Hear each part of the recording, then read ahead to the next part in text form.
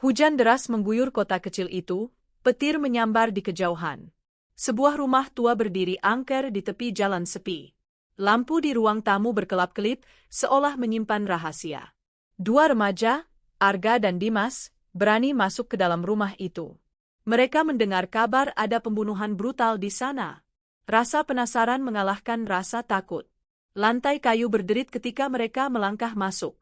Aroma anyir samar tercium dari ruang belakang. Arga merinding, sementara Dimas tersenyum menantang. Di dinding ruang tamu, tergantung foto keluarga yang buram. Wajah mereka tercoret tinta merah, seperti darah. Angin dingin meniup tirai lusuh, menambah suasana mencekam. Suara langkah berat terdengar dari lantai atas. Padahal rumah ini sudah lama ditinggalkan. Mereka saling berpandangan, bingung harus maju atau lari. Dimas nekat menaiki tangga kayu yang rapuh. Arga mengikutinya meski hatinya berdegup kencang. Tangga berderak seakan-akan roboh kapan saja. Di ujung koridor, ada pintu kamar yang setengah terbuka. Cahaya redup temaram keluar dari celah pintu. Suara berbisik samar terdengar dari dalam. Dimas mendorong pintu itu perlahan. Di dalam, ada ranjang tua berlumuran noda gelap. Seolah ada tubuh yang pernah diseret di sana. Arga mendekat ke jendela kamar. Ia melihat bekas tangan berdarah menempel di kaca. Bekas itu baru, warnanya masih merah segar. Tiba-tiba pintu kamar tertutup sendiri. Mereka terkunci di dalam, tak ada jalan keluar. Bisikan berubah menjadi tawa menyeramkan. Dari bawah ranjang, muncul tangan pucat berlumuran darah. Tangan itu meraih kaki Dimas dengan kuat. Dimas menjerit panik, berusaha menendangnya. Arga berlari menarik sahabatnya menjauh. Namun tangan itu semakin banyak yang keluar. Mereka seperti berasal dari dalam tanah. Di sudut kamar, sebuah cermin retak berdiri. Bayangan di dalamnya tak sama dengan gerakan mereka. Seseorang dengan wajah penuh luka menatap. Sosok itu mengangkat pisau berkarat di dalam cermin. Namun pisau itu perlahan muncul ke dunia nyata. Arga terpaku melihatnya meneteskan darah. Dimas meraih kursi tua dan melemparkannya ke cermin. Cermin pecah berkeping-keping, tapi suara tertawa makin keras. Darah menetes dari pecahan kaca ke lantai. Pintu kamar tiba-tiba terbuka sendiri. Koridor gelap kini dipenuhi bau busuk menusuk. Mereka berlari secepat mungkin. Tangga tempat mereka naik kini dipenuhi noda merah. Ada bekas seretan kaki menuju ruang bawah tanah. Arga gemetar, takut apa yang akan mereka temukan. Suara erangan samar terdengar dari ruang bawah tanah. Dimas tetap ingin mencari tahu kebenarannya. Arga hampir menangis ketakutan. Mereka menuruni tangga sempit ke ruang gelap itu. Lampu gantung tua berkedip seperti lilin sekarat. Di tengah ruangan, ada kursi besi berlumuran darah. Tali dan borgol masih melekat di kursi itu. Di sampingnya, sebuah buku catatan terbuka. Halaman terakhir hanya bertuliskan, "Kalian berikutnya." Arga menutup buku catatan itu dengan tangan gemetar. Tulisan merah seperti ditulis dengan darah segar. Dimas menelan ludah, merasa mereka sedang diawasi. Suara rantai beradu terdengar dari sudut ruangan. Kegelapan di pojok tampak bergerak sendiri. Arga yakin ada seseorang bersembunyi di sana. Mereka melangkah pelan mendekati suara itu. Bau amis semakin kuat menusuk hidung. Tiba-tiba, rantai panjang terhempas ke arah mereka. Rantai itu melilit kaki Dimas dengan cepat. Ia terjatuh ke lantai berdebu dan berlumuran darah. Arga berusaha keras menariknya bebas. Dari balik bayangan, sosok tinggi berjas hitam muncul. Wajahnya tertutup kain putih penuh noda merah. Tangannya menggenggam pisau besar berkarat. Arga panik dan menarik Dimas sekuat tenaga. Rantai itu akhirnya lepas, tapi meninggalkan luka dalam. Darah menetes membasahi lantai batu. Mereka berlari menuju tangga dengan napas terengah. Sosok itu berjalan perlahan tapi langkahnya berat. Pisau di tangannya menggores dinding kayu. Saat hampir sampai, tangga kayu roboh mendadak. Tubuh mereka terhempas kembali ke bawah. Arga merasakan sakit menusuk di pergelangan tangannya. Lampu gantung berayun liar di atas kepala mereka. Cahaya redup memperlihatkan noda darah di seluruh dinding. Tulisan aneh tertulis, "Jangan keluar." Dimas menemukan pintu kecil di balik rak tua. Dengan paksa, ia mendorong rak itu hingga bergeser. Pintu itu menuju lorong gelap yang lebih sempit. Lorong sempit dipenuhi tulang-tulang berserakan. Beberapa tengkorak masih utuh menatap kosong. Arga hampir muntah melihatnya. Suara langkah sosok berjas semakin dekat. Pisau berkaratnya menimbulkan suara berdecit menakutkan. Mereka bergegas masuk ke dalam lorong. Di ujung lorong, mereka menemukan pintu besi. Pintu itu terkunci dengan gembok tua berkarat. Dimas mencoba menendangnya berulang kali. Arga menemukan palu di antara tulang-tulang. Ia menghantam gembok dengan putus asa. Gembok akhirnya pecah setelah pukulan ketiga. Mereka membuka pintu dan masuk ke ruang baru. Ruang itu dipenuhi lemari besi berdebu. Di atas meja ada tumpukan foto korban. Foto-foto itu memperlihatkan orang hilang di kota mereka. Semua wajah sudah akrab di berita beberapa bulan terakhir. Arga sadar rumah ini adalah markas pembunuh berantai. Dimas memungut sebuah kaset rekaman di lantai. Tulisan tangan di sampulnya, pengakuan terakhir. Tangannya bergetar saat memasukkannya ke tape tua. Suara serak terdengar dari kaset rekaman itu. Seorang pria mengaku telah membunuh belasan orang di rumah ini. Ia bersumpah arwahnya akan terus memburu siapapun yang tahu. Kaset berhenti mendadak dengan suara melengking. Lampu di ruangan padam, menyisakan kegelapan pekat. Arga merasakan sesuatu. Ketika ia menoleh, wajah tanpa mata menatapnya. Dimas menjerit ketakutan, mundur tersandung kursi. Pisau besar berkarat terangkat tepat di depan mereka. Arga dan Dimas masih terperangkap dalam kegelapan ruang bawah tanah. Nafas mereka terengah, tubuh gemetar diliputi rasa takut. Suara langkah berat kembali terdengar mendekat. Sosok berjas hitam itu muncul di ujung lorong. Pisau berkarat di tangannya berkilat terkena cahaya lampu. Tawa rendah bergema memenuhi ruang sempit. Dimas menarik Arga menuju pintu samping yang terbuka sedikit. Lorong di dalamnya tampak lebih sempit dan pengap. Namun itu satu-satunya jalan untuk kabur. Mereka berlari dengan terburu-buru menembus lorong gelap. Dindingnya lembab, penuh dengan coretan misterius. Beberapa tulisan berbunyi, darah harus dibayar darah. Di ujung lorong, mereka menemukan ruangan penuh boneka rusak. Beberapa boneka berlumuran noda merah pada wajahnya. Mata kaca boneka seolah mengikuti gerakan mereka. Dimas menendang satu boneka, kepalanya terlepas. Namun dari dalamnya keluar potongan rambut manusia asli. Arga menjerit ketakutan dan hampir pingsan. Suara pintu besi berderit terdengar dari belakang. Sosok berjas hitam itu masih memburu mereka tanpa henti. Pisau berkaratnya kini meneteskan darah segar. Arga melihat pintu kayu rapuh di sisi ruangan. Ia menghantamnya dengan bahu hingga terbuka. Mereka masuk ke ruangan yang lebih besar dan lembab. Ruangan itu ternyata kamar operasi tua. Meja logam penuh bercak darah kering.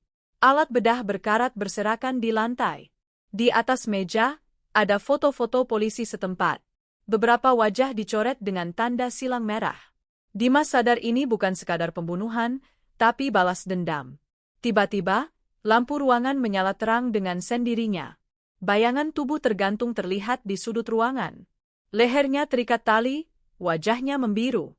Arga mendekat dengan hati-hati. Mayat itu mengenakan seragam polisi lengkap. Di saku bajunya terselip surat penuh darah. Surat itu berisi pesan ancaman pada pihak kepolisian. Pelaku menulis bahwa tidak ada yang bisa menghentikannya. Korban berikutnya sudah dipilih, tulisannya menutup pesan itu. Dimas mendengar suara detak jam tua di ruangan. Jarumnya berhenti tepat pada pukul 3 dini hari. Angin dingin berhembus dari arah ventilasi. Mereka merangkak ke arah ventilasi berkarat itu. Di dalamnya terdengar suara lirih memanggil nama mereka. Arga menutup telinganya, berusaha tidak mendengarnya. Ventilasi membawa mereka ke ruangan gelap lain. Dinding dipenuhi cap tangan berdarah yang berbeda ukuran. Seakan banyak korban. Suara berderak terdengar di belakang. Sosok berjas hitam merangkak masuk ke ventilasi. Ruang sempit itu membuat napas mereka makin sesak. Arga menemukan pintu jebakan di bawah lantai. Mereka membuka dan melompat tanpa berpikir panjang. Tubuh mereka terjatuh ke tumpukan jerami basah. Ternyata mereka berada di gudang tua. Di dalamnya tersimpan koper besar yang terkunci. Dari dalam koper terdengar suara ketukan pelan. Dimas membuka koper itu dengan paksa. Di dalamnya ada potongan tubuh manusia yang membusuk. Arga menjerit, lalu sadar koper lain masih banyak menunggu. Arga dan Dimas terhempas keluar dari gudang penuh koper. Tubuh mereka kotor, bau busuk menempel di pakaian. Namun bayangan pembunuh masih mengintai di belakang. Mereka menemukan tangga kayu menuju lantai atas. Tangga itu rapuh, sebagian sudah dimakan rayap. Namun itu satu-satunya harapan untuk lolos. Setelah berjuang, mereka berhasil mencapai ruang loteng. Loteng dipenuhi buku harian berdebu dan foto keluarga. Semua foto memiliki wajah yang dicoret hingga hancur. Arga membuka salah satu buku harian. Isinya catatan seorang anak kecil penuh kesedihan. Ia menulis tentang ayahnya yang sering menyiksa keluarganya. Dimas membaca halaman terakhir dengan suara bergetar. "Tunggu aku akan membalas dendam." Tulisan itu berlumur tinta merah gelap. Tiba-tiba loteng bergetar seperti ada yang menghantam. Buku-buku beterbangan, foto-foto jatuh berserakan. Suara tangisan anak kecil terdengar dari sudut ruangan. Mereka mencari sumber suara itu dengan hati-hati. Di balik tumpukan kardus, ada boneka lusuh. Matanya hitam legam dan mulutnya tersenyum retak. Boneka itu bergetar sendiri tanpa disentuh. Suaranya berkata, "Kalian tidak boleh pergi." Arga langsung melempar boneka itu ke sudut ruangan. Namun boneka itu tetap menatap mereka dengan senyum menyeramkan. Dimas merasakan udara semakin dingin menusuk tulang. Langkah berat pembunuh semakin dekat ke loteng. Arga menemukan pintu kecil menuju atap. Dengan susah payah, ia membuka kunci berkaratnya. Mereka keluar, menghirup udara malam penuh hujan. Di atas atap, mereka bisa melihat seluruh kota. Namun hujan deras membuat atap licin dan berbahaya. Kilatan petir menerangi sosok berjas hitam di bawah. Sosok itu perlahan menaiki tangga menuju atap. Pisau besar berkarat berkilat di bawah kilatan petir. Tawa seraknya menggema menembus derasnya hujan. Arga mencoba mencari jalan lain. Namun atap rumah tua itu hampir runtuh. Batu bata mulai berguguran ke tanah. Dimas menemukan pintu menuju ruangan tersembunyi di atap. Mereka masuk dan menemukan arsip lama di dalamnya. Ada koran kuno tentang kasus pembunuhan keluarga. Artikel itu mengungkap seorang ayah membantai keluarganya sendiri. Ia lalu menghilang tanpa jejak, dianggap bunuh diri. Namun jasadnya tak pernah ditemukan. Arga sadar sosok berjas hitam itu adalah arwah sang ayah. Ia terjebak di rumah ini, menuntut darah pengganti. Dendamnya tidak pernah padam meski bertahun-tahun. Tiba-tiba pintu ruangan atap bergetar keras. Pembunuh itu sudah di depan mereka. Pisau berkaratnya menggores kayu pintu perlahan. Arga dan Dimas saling berpandangan dengan putus asa. Mereka tahu tidak bisa terus berlari. Hanya ada dua pilihan, melawan atau mati. Dimas meraih besi patah di pojok ruangan. Arga memegang botol kaca pecah sebagai senjata. Mereka berdiri gemetar menunggu pintu terbuka. Pintu akhirnya terhempas. Sosok itu masuk dengan tawa menyeramkan. Malam di atap rumah tua itu menjadi saksi teror. Pertarungan hidup dan mati pun dimulai. Pintu loteng hancur, sosok berjas hitam menerobos masuk. Pisau berkarat di tangannya meneteskan darah pekat. Arga dan Dimas menyiapkan senjata seadanya. Pertarungan berlangsung di ruangan sempit penuh arsip. Pisau berayun cepat, hampir mengenai leher Dimas. Arga menahan dengan botol kaca, pecah berhamburan. Dimas menghantamkan besi patah ke bahu sosok itu. Namun ia tak merasakan sakit sedikit pun. Justru tawanya makin keras, menggema menakutkan. Arga berusaha menusuk perutnya dengan pecahan kaca. Darah hitam pekat keluar, bau busuk menyengat. Namun sosok itu tetap berdiri tanpa goyah. Petir menyambar, cahaya menyingkap wajah di balik kain putih. Wajah penuh luka bakar, mata kosong tanpa cahaya. Itulah wajah ayah yang menghabisi keluarganya sendiri. Sosok itu menjerit marah, dinding loteng bergetar hebat. Arga dan Dimas hampir kehilangan keseimbangan. Atap rumah tua mulai runtuh perlahan.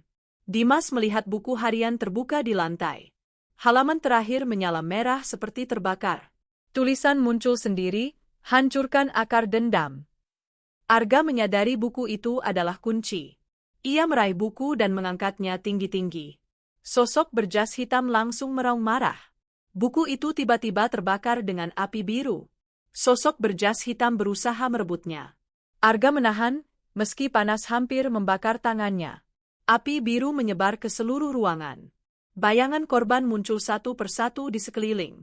Mereka menatap pembunuh itu dengan mata kosong. Sosok itu berteriak, tubuhnya mulai retak.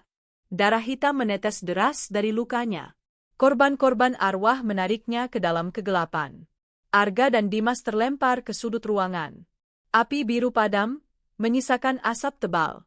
Sosok berjas hitam sudah lenyap tanpa jejak. Rumah tua itu mulai runtuh sepenuhnya. Balok kayu jatuh, jendela pecah, debu memenuhi udara. Mereka berlari menuju atap terbuka. Dengan susah payah, mereka melompat ke tanah basah. Hujan deras mengguyur, menyelamatkan dari api dan reruntuhan. Rumah tua itu hancur dalam kobaran api biru terakhir. Arga terduduk lemas di tanah berlumpur. Dimas masih gemetar, matanya kosong menatap reruntuhan. Mereka sadar baru saja lolos dari maut. Sirene polisi terdengar mendekat dari kejauhan. Tetangga melaporkan kobaran api yang aneh. Beberapa petugas berlari memadamkan api dengan cepat. Namun di antara puing, petugas menemukan koper terkubur. Koper itu penuh potongan tubuh yang membusuk. Suasana berubah mencekam, semua terdiam ngeri. Arga dan Dimas dibawa untuk dimintai keterangan. Mereka menceritakan segalanya dengan terbata-bata. Namun polisi tampak tak sepenuhnya percaya saat mobil polisi berjalan menjauh dari lokasi.